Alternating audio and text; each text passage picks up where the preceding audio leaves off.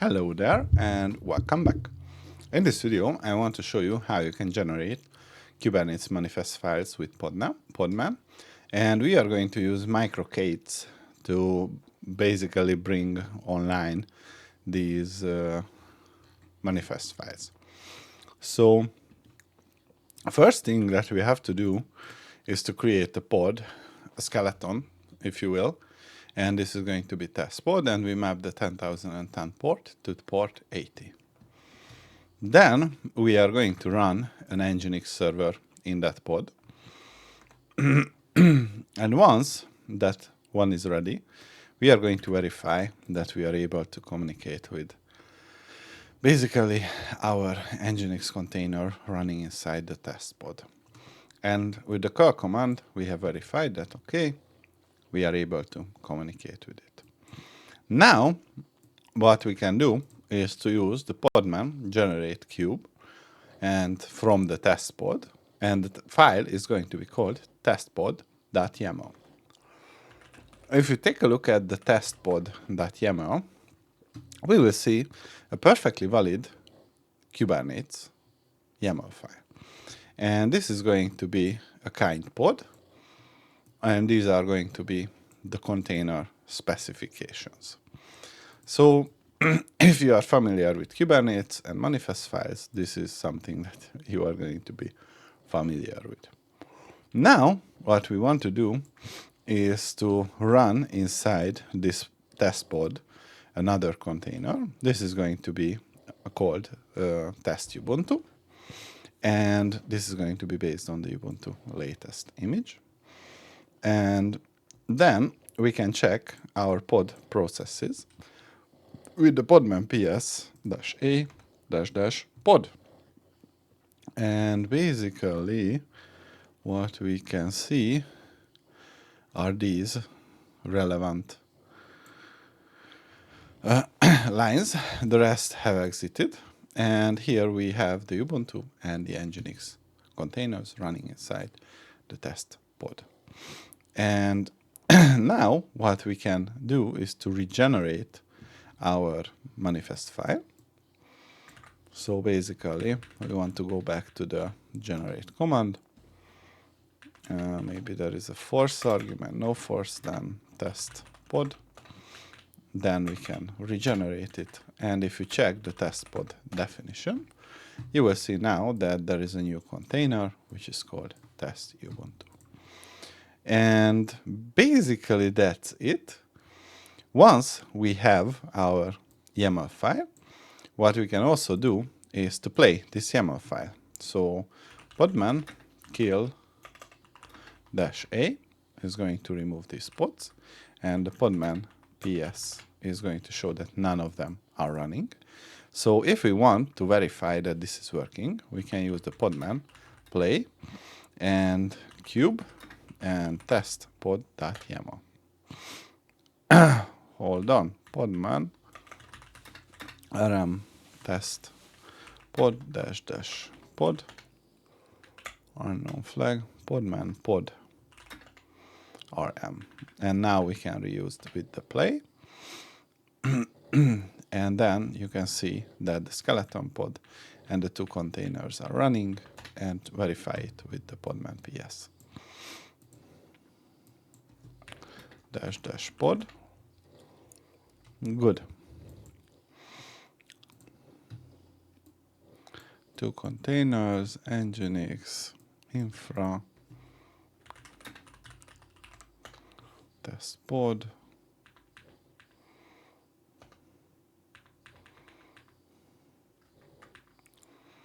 Good.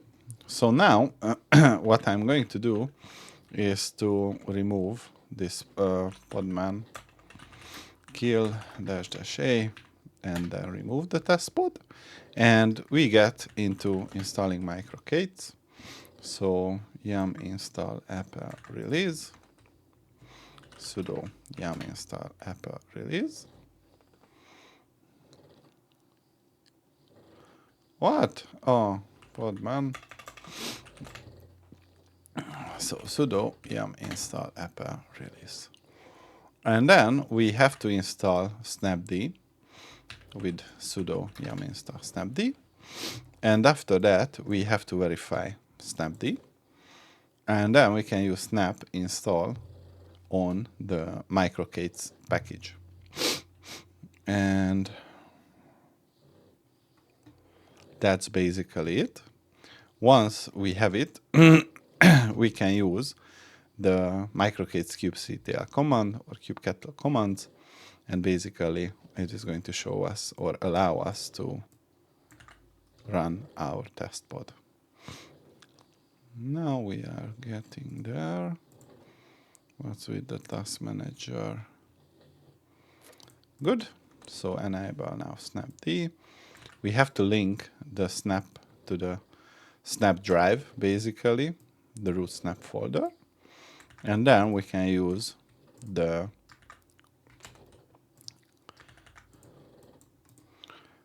Microk8s install -- classic. And after that, the installation is complete. We will have to source the snap.sh. And usually there is like, let's say 10-15 seconds while it initializes. So we will have to wait for that amount of time. And this is going to be based on the Kubernetes 1.32 stable. So it's a pretty recent version. I think the latest is maybe 1.33 or 34, something like that.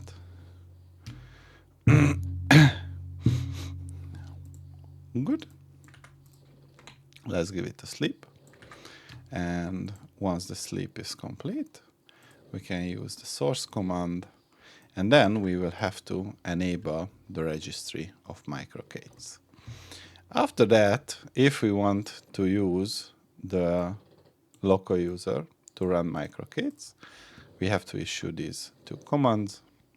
And we will have to use the mkdir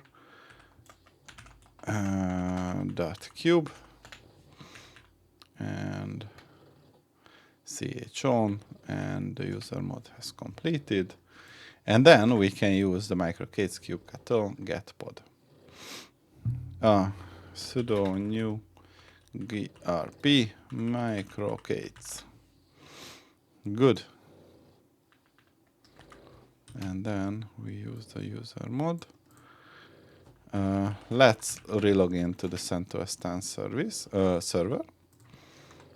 And then we can see that no resources found in default namespace means that basically our Kubernetes is running. And then we can use the Podman pod create, and we can create the Microk8s pod. And then we can use the Podman pod run, and it is going to run a container in the Microk8s pod. And then we can use the Podman generate -f Microk8s pod.yaml. And if you check the Microk8s pod.yaml, we can see this is also working. And if you go back checking our namespace, you can see that there are no pods in the current namespace. So we can use the kubectl create on the YAML file, and it was successfully created. And we can also use it on the test pod. ls-l. Where is the test pod? Can I scroll back? I cannot. Good. Podman ps and generate test pod. This test pod is not running. So let's go back and recreate it. We are going to use a 10,011. Good. And then we are going to use the Nginx stable. What?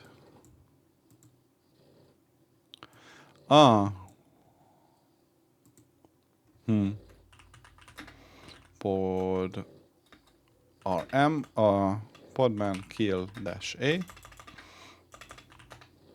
podman pod rm test pod and podman pod rm Microk8s pod.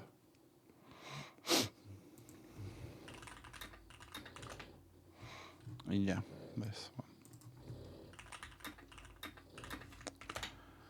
Good. So let's go back to the original example. Let's create our Microk8s pod.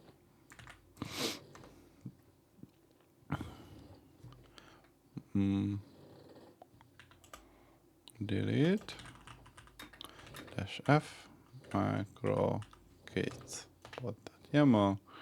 It was deleted, so let's recreate it. And then we can use the Microk8s get pod. And this is running.